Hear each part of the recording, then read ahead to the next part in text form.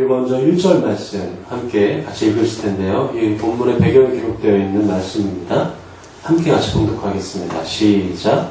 아볼로가 고린도에 있을 때 바울이 휴방으로 다녀 에베소에 와서 어떤 제자들을 만나. 아멘. 지난 시간 저희가 함께 살펴보았던 아볼로가 등장하죠. 아볼로의 특징은 무엇이었습니까? 말을 잘하고 그 다음에 잘 가르쳤던 사람입니다. 그가 예수 그리스도를 알고 예수님을 믿고 나서 고린도 지방, 즉 아가야 지방에 가서 복음을 전하게 되죠. 그리고 아볼로가 없는 그 에베소에 바울이 와서 어떤 제자들이라고 말하는 사람들을 만나서 질문을 하게 됩니다. 왜냐하면 그들이 겉으로 볼 때는 크리스천인 것 같고 예수님을 믿고 있는 사람처럼 보였지만 정말 그런가? 정확히 정체를 잘 모르는 사람들이기 때문에 바로 이 바울이 그 제자들을 만나 두 가지 질문을 하게 됩니다. 우리 2절부터 3절까지 같이 읽겠습니다. 이르되 너희가 믿을 때 성령을 받았느냐? 이르되 아니라. 우리는 성령이 계심도 듣지 못하였노라. 바울이 이르되 그러면 너희가 무슨 세례를 받았느냐? 대답하되 요한의 세례니라. 아멘. 바울이 두 가지 질문을 하게 되죠. 첫 번째는 무엇이냐면 너희가 믿을 때 성령을 받았느냐? 라는 질문입니다. 또 두 번째는 그러면 너희가 무슨 세례를 받았느냐? 라고 얘기합니다. 너희가 믿을 때 성령을 받았느냐? 받았다면, 혹시 받지 않았다면 너희는 무슨 세례를 받았느냐? 라는 질문을 하고 있습니다. 바울이 지금 처음 사람을 만나고 그들이 정말 예수님을 믿고 있는지 아니면 그렇지 않은지를 구별하기 위해서 궁금해서 질문하는 바로 그런 상황이죠. 그 질문에 이들이 대답합니다. 우리는 성령님이 계신다는 것도 듣지 못했다. 모른다. 또 하나의 대답은 우리는 요한의 세례를 받았다라고 이야기하고 있습니다. 이 질문과 대답을 통해서 이 제자들, 이 사람들의 이 특징과 상황은 무엇이냐면 이들은 아직 예수님을 알지 못하는 사람들이라는 것이죠. 겉으로는 예수님을 믿는 것처럼 보이지만 실상으로는 예수님을 알지 못하는 사람들이라는 것입니다. 여러분들에게 제가 이런 질문을 한다면 여러분들은 어떤 대답을 하시겠습니까? 여러분들은 믿을 때 성령을 받으셨습니까? 이 대답에 우리는 예, 아멘, 그렇습니다 라고 그 질문의 대답을 할 수 있어야 될 것입니다. 우리가 이 바울의 두 가지 질문을 통해서 먼저 우리가 알 수 있는 귀한 것이 무엇이냐면 우리가 믿을 때 성령을 받는다라는 것입니다. 그렇기 때문에 바울이 그렇게 질문했겠죠. 우리가 예수님을 믿을 때 반드시 성령님이 우리 가운데 오신다라는 것입니다. 우리가 예수님을 믿고 성령님이 나중에 오시고 이런 게 아니라 우리가 예수 그리스도를 나의 구주로 믿고 의지하는 순간 내 입으로 시인하고 내 마음으로 믿어 구주로서 시인하는 순간 주님께서 우리에게 오셔서 눈에 보이진 않지만 성령님께서 우리 안에 이제부터 영원까지 떠나지 아니하시고 내주하고 계시는 일들을 하나님께서 허락해 주신다라는 것입니다. 우리가 예수를 믿는 순간부터 우리 안에 하나님의 성령님께서 자리 잡고 계신다는 것이죠. 바울은 또한 무슨 세례를 받았는가라고 동일하게 질문하고 있습니다. 이 질문에 이들은 요한의 세례를 받았다라고 대답하죠. 지난 시간에 저희가 요한의 세례에 대해서 잠깐 언급했지만 먼저 이 세례에 대해서 간단히 살펴보면 세례는 헬라어로 바티스마라는 단어입니다. 이 뜻은 뭐냐면 씻다, 깨끗하게 하다 라는 뜻이죠. 더러운 것을 깨끗하게 하다 라는 뜻입니다. 초기에 크리스찬이 되는 의식이었습니다. 영어로는 바티즘이라고도 표현하고 있는데요. 물속에 들어가는 세례를 의미하기도 하죠. 그래서 초기에는 완전히 물에 들어가는 침례로 행해집니다. 머리부터 발끝까지 온전히 예수님과 함께 죽고 다시 살았다는 그러한 증표로 크리스천이 되었다는 그러한 어떤 사인으로 완전히 침례를 행해졌지만 시간이 갈수록 물에 완전히 잠긴 형태보다는 많은 사람들이 세례를 받기 때문에 물을 뿌리거나 또 물을 붓거나 이런 형식으로 변화가 되었습니다. 오늘 본문의 요한의 세례라는 것은 특별히 그 특징이 있어서 무엇이냐면 요한의 세례라는 것은 즉 사람들이 자기 스스로 죄를 뉘우치고 회개할 때 받았던 세례를 의미합니다. 그래서 요한의 세례는 다른 말로 회개의 세례라고도 표현합니다. 회개는 무엇인가요? 죄를 뉘우치는 겁니다. 과거부터 지금까지 내가 하나님 앞에 지었던 죄를 어떻게 해요? 자각하고 느끼고 이것이 죄다라고 알고 하나님 앞에 다시금 이렇게 하지 말아야 된다고 뉘우치고 회개할 때 그때 받는 세례가 바로 이 세례 요한의 세례인 것이죠. 자신의 죄를 고백하고 뉘우치고 회개해서 받는 세례, 그것이 바로 요한의 세례입니다. 그렇기 때문에 요한의 세례는 물로 받는 것입니다. 이 요한의 세례는 그렇기 때문에 과거부터 지금까지의 죄만 청산하고 깨끗게 할 수 있습니다. 왜냐하면 미래에 우리가 어떤 죄를 저지를지 모르니까요. 반면에 이 요한의 세례를 완전케 하신 예수님의 세례가 있는 것은 무엇이냐면 예수님의 성령 세례는 이들이 알지 못했던 거였습니다. 메시아에 대해서는 알고 있었고 우리들의 모든 죄를 대속하실 구원자 메시아가 오실 분이다라는 것을 이들이 알고는 있었지만 그분이 바로 예수 그리스도인지는 몰랐다는 거죠. 그리고 그분이 이미 그 메시아가 이 땅 가운데 이미 오셨다라는 사실은 이들은 알지 못했다라는 거죠. 그래서 예수님의 세례는 그 예수님의 성령 세례는 도저히 알 수가 없는 거였죠. 아니 어쩌면 예수님을 듣기는 들었을 수 있었을 것입니다.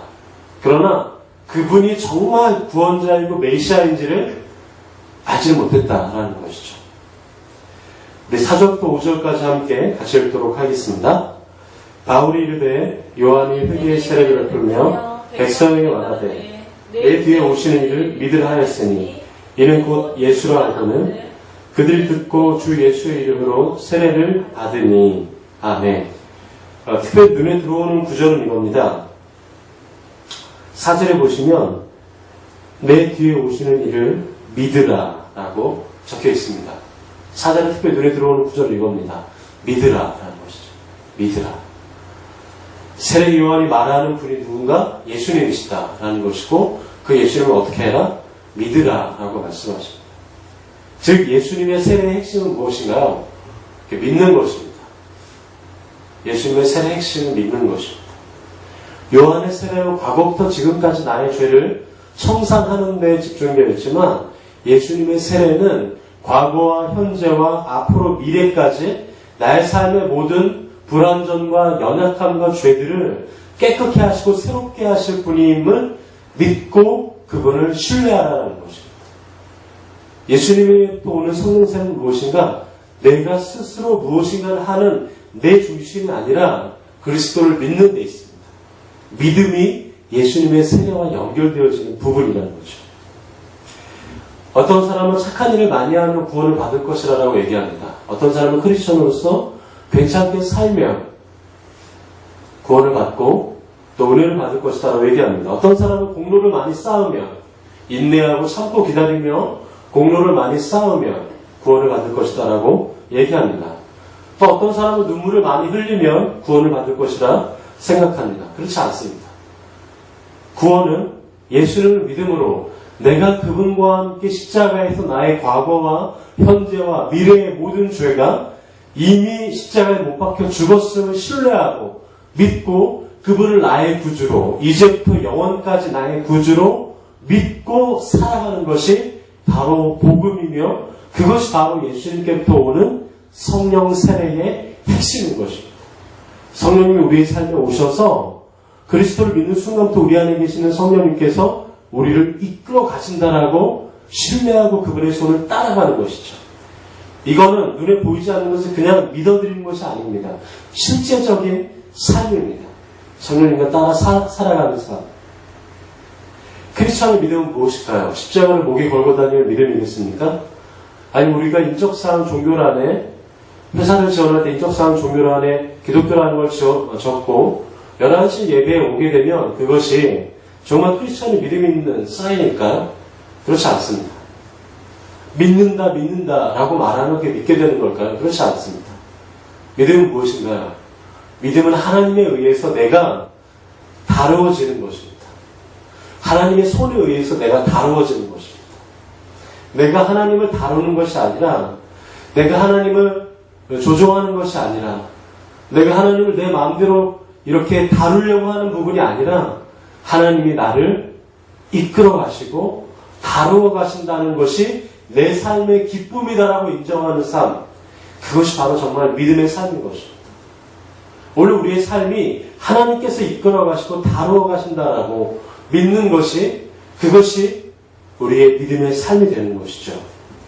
하나님이 나를 다루시는 삶이면 그 삶은 충분히 신실합니다.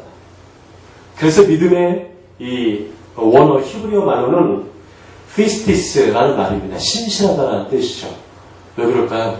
하나님이 나를 다루어 가시니까 나는 하나님 앞에 신실할 수밖에 없는 것이죠. 그래서 믿음과 신실은 같이 일어나는 겁니다. 믿음과 하나님 앞에 성실은 같이 일어나는 겁니다. 믿음과 하나님이 나를 다루시는 그 사실에 감사함은 같이 일어나는 겁니다. 믿음과 감사는 같이 일어나는 거예요. 믿음과 다 알 수 없지만 하나님이 나를 이끌어 가신다는 사실을 감사하고 예배하고 찬양하는 것이 동시에 일어나는 거죠. 그것이 믿음이기 때문이죠. 본문에서 사람들이 그렇게 예수님에 대한 이야기를 듣고 믿게 됨으로 말미암아 예수님으로부터 오는 세례를 다시금 바울을 통해서 받게 됩니다. 예수님에 의해서 이제부터 본격적으로 다루어지기 시작하죠. 우리 6절부터 7절까지 함께 읽도록 하겠습니다. 바울이 그들에게 안수하며 성령이 그들에게 임하심으로 방언도 하고 예언도 하니 모두 12사람쯤 되니라. 아멘. 자, 그들에게 성령님이 임하셨다라고 기록하고 있습니다. 예수님 믿음과 동시에 성령님 오셨죠. 예수님 믿는 것 따로 성령님 오시는 것 따로 아닙니다. 비록 내 모습이 아직은 커다란 변화 없는 것 같고 아직은 내가 혹시 죄 가운데 연약하게 넘어진다 할지라도 우리가 예수 그리스도를 믿는 순간부터 우리 안에 엄연히 자리하고 존재하고 계시고 우리 안에서 이 죄를 죄다라고 깨닫게 하시고 우리를 그리스도의 장성한 분량까지 자라게 하시는 분이 성령님께서 우리와 함께 하신다라는 것입니다. 그때부터 우리는 우리의 삶의 주인이 내가 아니라 성령님이 되신다라는 것을 인정하며 매 순간마다 살아가는 삶이 이루어지는 것이죠. 동시에 일어나는 겁니다. 예수님 믿고 성령님 우리 가운데 오시는 것, 이것이 동시작용으로 일어나는 것이죠. 다른 말로 하면 성령님이 우리에게 오셔야지만, 그때야지만 우리가 하나님 믿을 수 있다라고 해요. 성령님 우리 가운데 오셔서 하나님의 말씀을 듣게 해주시고 예수 그리스도를 주라 고백하게 하시고 성령님의 인도하심을 우리에게 가장 귀중한 인도하심을 믿고 따라가게 하신다라는 것입니다. 고린도전서 12장 3절에 보면 성령으로 아니하고는 누구든지 예수님을 구주라, 주라 할 수 없다라고 말씀하시는 것입니다. 우리가 믿은 것 같고 우리가 교회 나온 것 같지만 그러나 아닙니다. 성령님이 역사하셔서 성령님이 이끌어 가시고 성령님이 이렇게 우리를 이 자리까지 인도하셨다라는 것이 우리의 믿음인 것이죠. 우리가 예수를 믿는 순간부터 성령님 우리 가운데 함께 하셔서 떠나지 않으십니다. 지금 이 순간에도 우리가 어느 곳에 있다 할지라도 어느 상황 가운데 있다 할지라도 성령님께서는 우리를 떠나지 않으십니다. 그분은 떠나지 않으시면서 우리를 믿음으로 살게 하시죠. 믿음으로 우리의 삶을 해석하게 하십니다. 현실의 눈으로 보면 어렵지만 믿음의 눈으로 보니까 이 어려움이 하나님을 만나는 통로가 되었다라는 것이죠. 죄가 무엇인지를 알게 하십니다.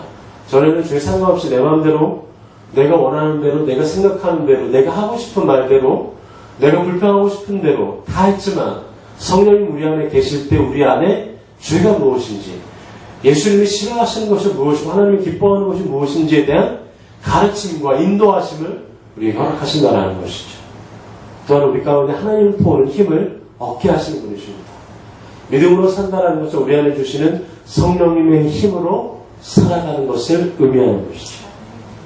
이 본문의 사람들이 성령을 받고 한 가지 특이한 행동을 하게 됩니다. 그것은 무엇이냐면 바로 방언과 예언을 하기 시작했다라는 것입니다.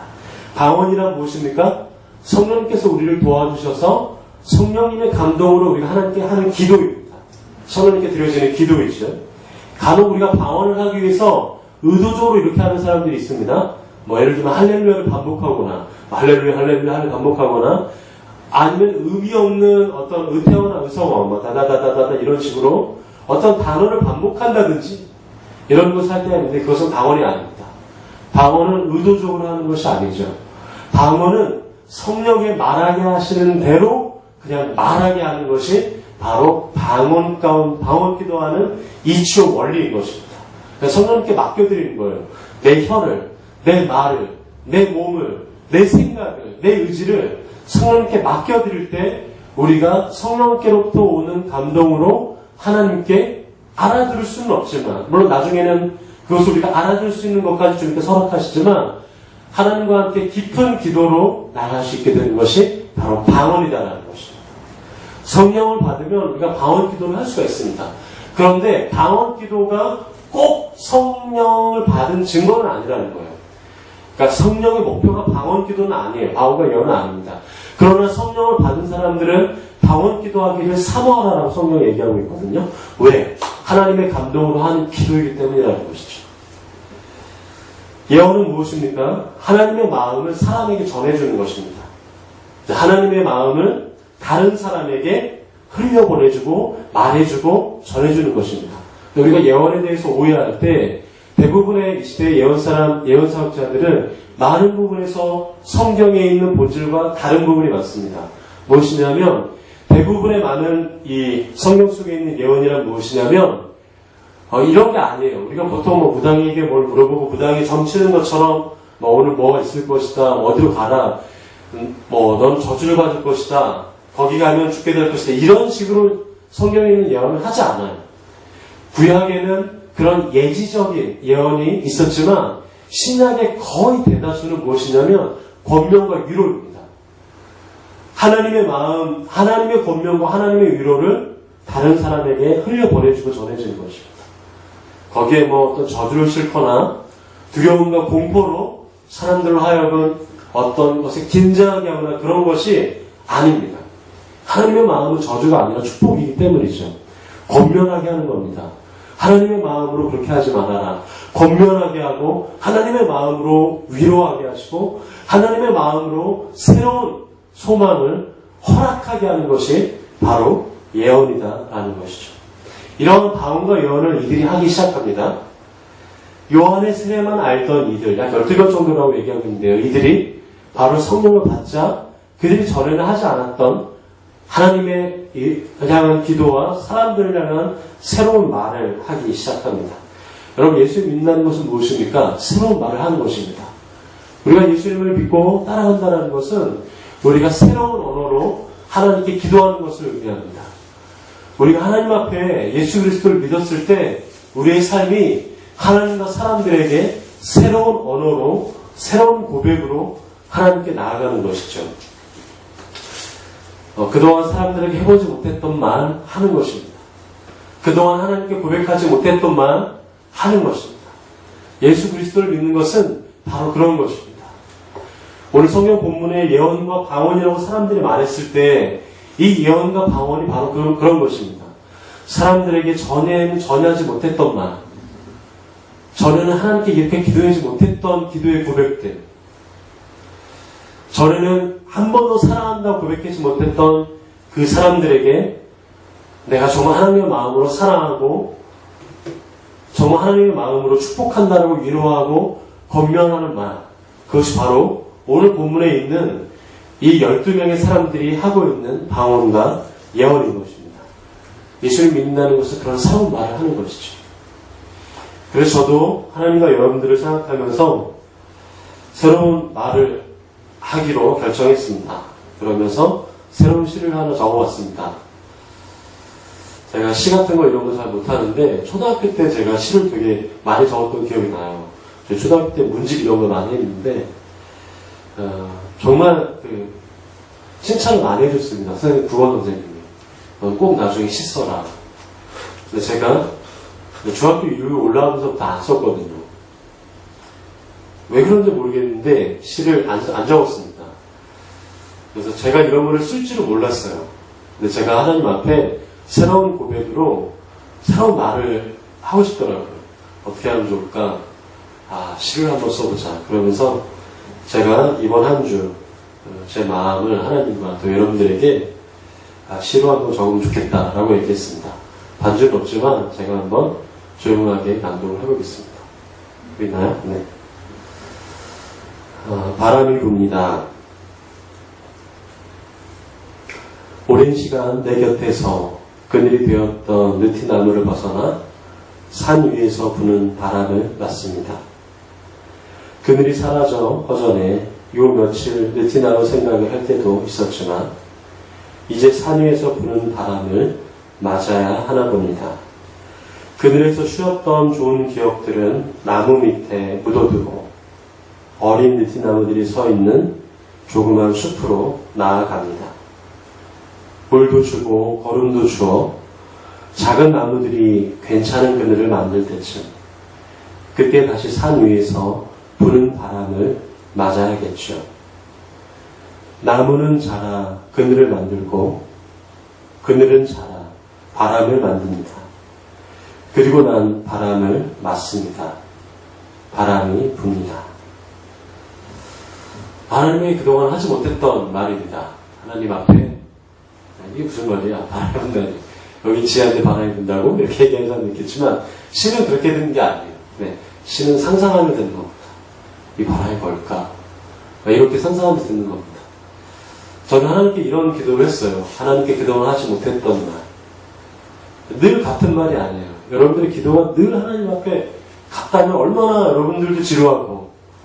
근데 정말 우리가 하나님을 믿고 성령님께서 우리에게 행하신다면 우리는 늘 하나님께 새로운 말로 고백할 수 있습니다.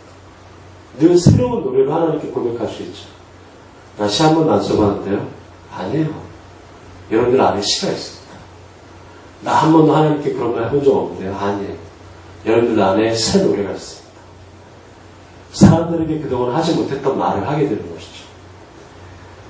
가장이 40대 가장이 한 번도 부인에게 너 사랑하지 못했다고 말했던 사람이 예수를 믿고 그들의 마음 안에 처음 하나님께서 하게 하신 말, 사랑한다. 부인을 향해 사랑한다 고백하는 말. 한 번도 해보지 못했던 말인데 사랑한다고 하는 말. 여러분 그 말이 어느 예언보다 귀하지 않겠습니까? 하나님의 마음으로 하나님의 권면과 위로를 해주는 그 예언의 그 말보다 얼마나 더 귀하고 아름답겠습니까? 저는 오늘 우리 물방울 안에서도 늘 이런 말들이 있기를 원합니다. 여태까지는 한 번도 해보지 않았지만 하나님이 우리 가운데 오셔서 성령님으로 인해서 마치 방언과 예언, 한 번도 안 해봤던 방언과 예언을 하듯이 하나님 안에서 새롭게 하나님을 향한 노래와 고백이 있는 공동체, 서로를 향한 새로운 말들로 축복하고 살아가는 공동체, 그런 새로운 말들을 하는 공동체, 하나님에 의해서 저와 여러분들이 그런 새로운 말들을 하기를 소망합니다. 평소에 잘하지 못했던 말들이 있어요? 여러분 돌아가셔서 여러분 사람들에게 주변 사람들에게 해보십시오. 평소에 하나님께 잘 쑥스러워서 하지 못했던 고백 혹시 있지 않으십니까? 하나님 짱이에요. 뭐 이런 거 있잖아요. 하나님 정말 내게 최고예요. 습관적으로 하는 말 말고 정말 성령님이 내 안에서 고백하게 하십니다. 그러한 하나님을 향한 고백, 사람들을 축복하는 그 예언과 같은 위로의 권면, 그런 말들을 주변의 사람들에게 하는, 그래서 하나님에 의해서 내가 다루어진 그런 한 주가 되기를 소망하고 축복합니다. 같이 기도하겠습니다.